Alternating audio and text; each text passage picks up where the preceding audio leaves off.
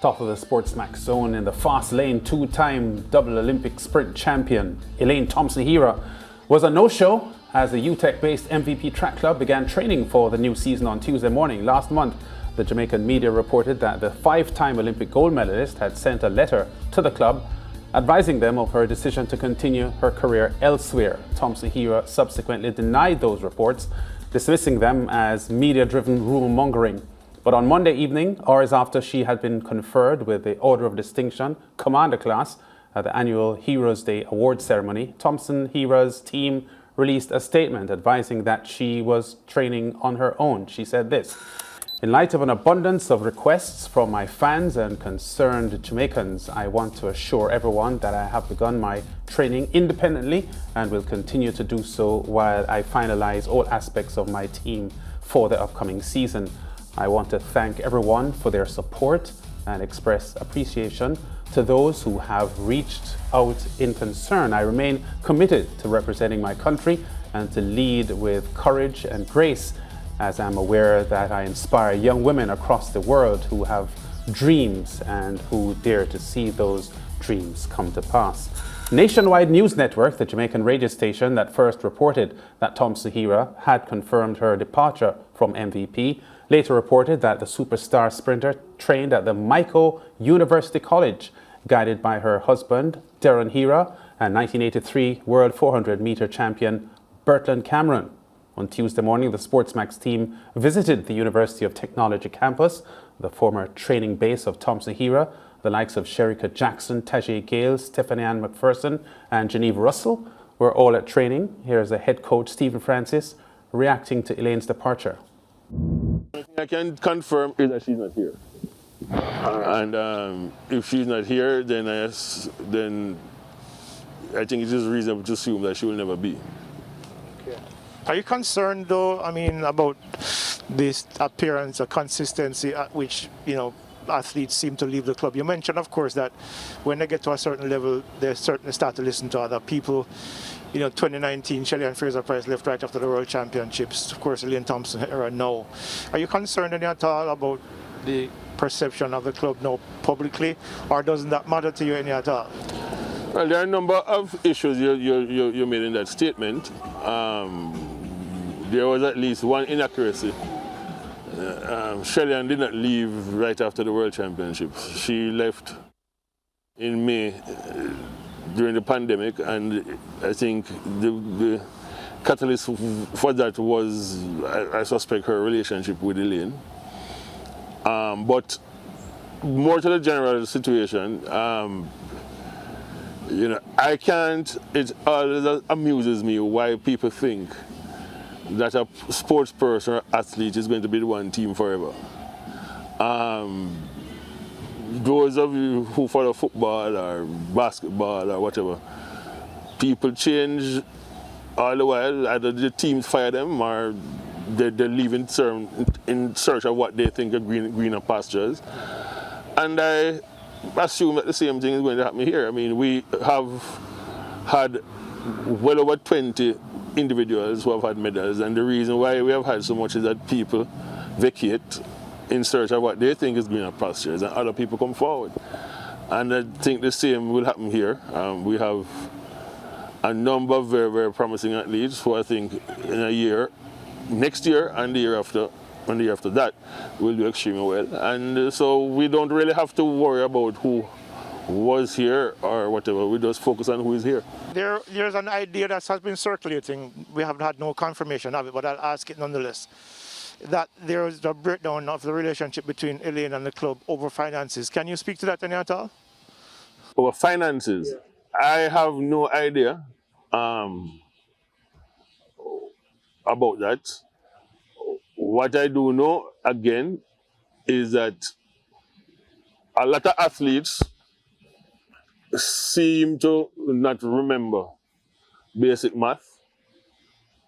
Right? Some people say that, but they always learn at 100% of 0 is 0. Right? And if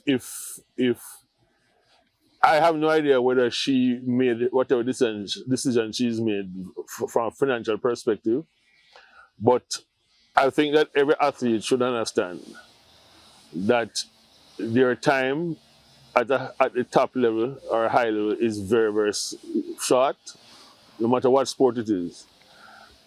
If in the case of Bolt, you are way, way ahead of everybody else, then you have a longer time at the top, because even when you start to decline, it's going to take a long time for you to reach their level and for whatever. When you're not, then your time at the top is going to be short. And, you know, athletes tend not to grasp the fact that they always have to be concerned about maintaining their performances, no matter how well they've done. Because whatever performance you achieved this year, next year don't count. You know, you have to achieve it again. You know, and so I will say in summary that most athletes, from what I've heard, who make changes, do it because of finances. Messi left Barcelona because of finances. Ronaldo left Juventus because of finances. Everybody, athletes in general, try to maximize earnings. Many times they are unsuccessful, and I would not be surprised if this is the case here. Last month also you said that your approach to coach a female international athlete, a Nike athlete, can you shed any light on that? Because there have been a lot of rumors. Sha'Carri Richards among the names that have been popping up. Can you shed any light on that? What I did say last month was that each year I am asked to coach athletes who are Nike. And what I did say also was that most of the time, I managed to get my way out of it, because I have had people who I think I need to focus on. I did say that maybe this year I would put a little more thought or consideration into taking up one of those not directives but requests. And I will say no, that I have not made any decision. I will say that, I mean, we have additional athletes coming here from abroad, but at the moment, I think I'm quite happy with with the squad we have here, and I don't think that we need to make a lot of changes to have the kind of success that we have been accustomed to. All right. A couple of injuries last year. Stephanie McPherson, unfortunate in the final in Tokyo for Tajay Gale in the long jump. What is their status now? Are they fully recovered, or are they still in the process of recovery? Well, they're recovered enough to let me believe that this year will be banner years for them. This year coming up, Tajay especially, I think with his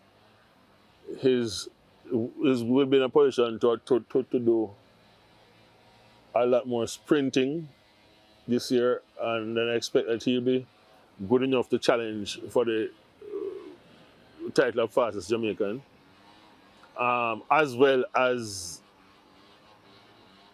recover his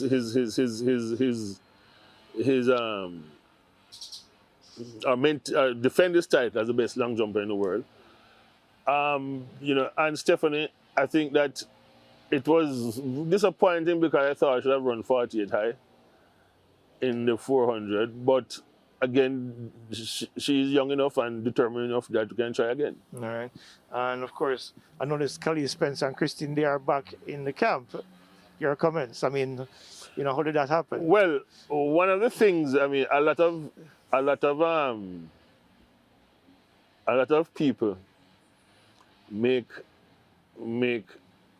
much of the fact that all these athletes who have left. But what they don't know, or they conveniently ignore, that all of them have come back. You know, so there are very few athletes who leave because I tell them not to come back. Most of them leave because they for whatever reason. The thing with me is that I never try to persuade them otherwise. whenever you decide that you can do better, then you're welcome to try to do better. In most cases, they all come back. Sometimes, most of the time, they come back when they have missed the boat. I hope that's not the case for these, but it is what it is. Head coach of the MVP Track Club, Stephen Francis, talking to Leighton Lever there about the exit of sprint double Olympic champion Elaine Thomspon-Herah from the MVP Track Club. We go to break. When we come back, we talk more about this story.